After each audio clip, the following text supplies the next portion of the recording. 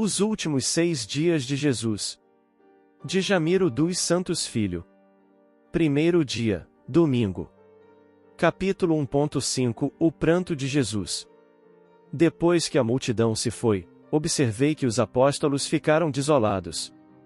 Nenhum deles ousou falar acerca do ocorrido. Em silêncio, alguns se sentaram na escadaria do templo, outros se encostaram às colunas, mas todos tinham o olhar perdido e triste. Por alguns momentos fiquei ali os observando e, sinceramente, senti forte desejo de lhes falar ao ouvido, um a um, acerca da verdade que mais tarde testemunhariam. E eles teriam, então, motivo justo para se rejubilarem. Mas, isso caberia ao tempo realizar. Deixando-os, entrei no templo. Depois de alguns passos, encontrei Jesus sentado na escadaria do pátio rodeado por um bom número de pessoas a ouvi-lo. Pedro ao seu lado e os outros nos degraus mais abaixo. Sua figura ímpar se destacava dos demais. Olhando-o, pensei, como é belo! Como pode existir alguém tão meigo? Atento, fiquei observando o que o mestre falava. Magnetizados por aqueles olhos azuis, ninguém dizia nada. Ele passou o olhar sublime em nós e falou, gesticulando o braço com suavidade. É chegada a hora do Filho do Homem testemunhar a sua mensagem.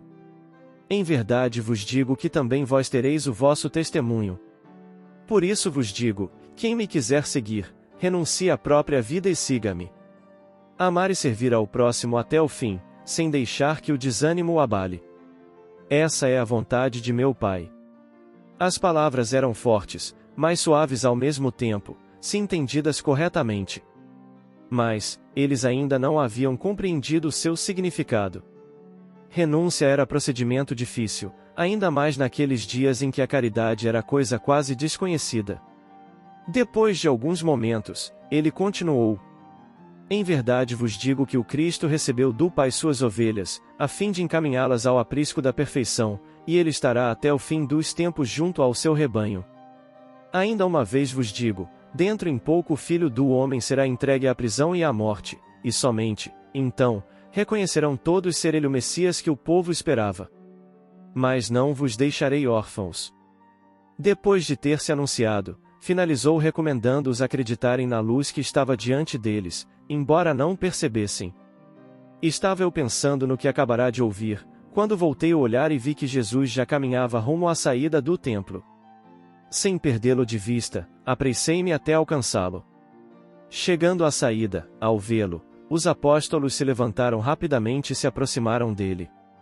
Já era tarde e as ruas estavam quase sem movimento. O sol não tardaria a se pôr. Dirigindo-se a eles, Jesus falou: Voltemos a Betânia. Amanhã teremos novo dia. Assim, descemos as escadarias do templo e nos dirigimos à saída da cidade, atravessamos a Porta Dourada e viramos à direita seguindo pela estrada que contornava a muralha. Era costume de Jesus passar pelo jardim do Getsêmani, um horto frondoso e calmo, fora da cidade, que ficava no Monte das Oliveiras. Ele fazia esse trajeto pelo contato com a natureza que o lugar oferecia, mas também por ser o caminho mais curto para se chegar a Betânia. Então, adentramos ao horto e seguimos morro acima. Por ser íngreme, a marcha era difícil. Subíamos lentamente pela trilha já bastante conhecida pelos apóstolos. Jesus seguia à frente, sempre acompanhado de perto por Pedro. Quando chegamos ao topo, ele parou e se voltou para contemplar Jerusalém.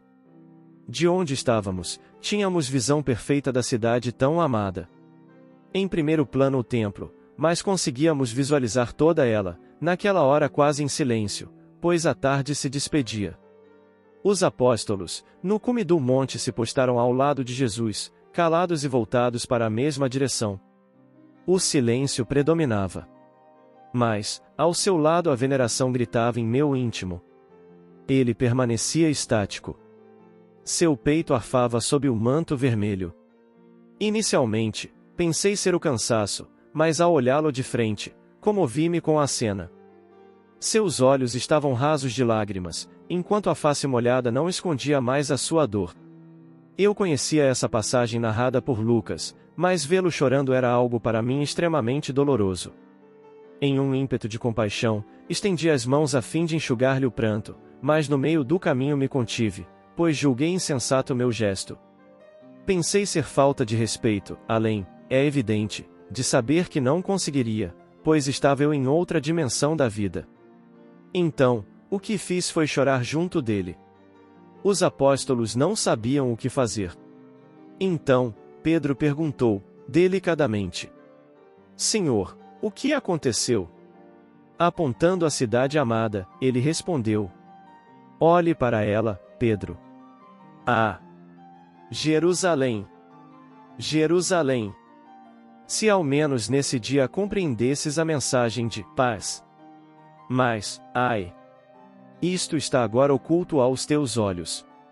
Sim, dias virão sobre ti em que teus inimigos te cercarão de trincheiras, investirão contra ti e te apertarão de todos os lados. Eles te arrasarão, a ti e a teus filhos que estiverem dentro de teus muros, e não deixarão de ti pedra sobre pedra, porque não soubeste reconhecer o tempo em que foste visitada. Depois de ele se calar, ninguém ousou quebrar o silêncio que dominava o ambiente. Foram longos minutos que mais pareceram horas. Ele permanecia com os olhos fixos em Jerusalém, amando-a, sofrendo por ela, por ver a ingratidão daquele povo. Mas, eu também me sentia culpado vendo-o chorar. Depois, emocionado ainda, completou: Por séculos enviei-te profetas e missionários que falaram em meu nome, mas não os escutaste. Por fim, eu vim a ti, e não me recebeste. Ah! Jerusalém! Jerusalém!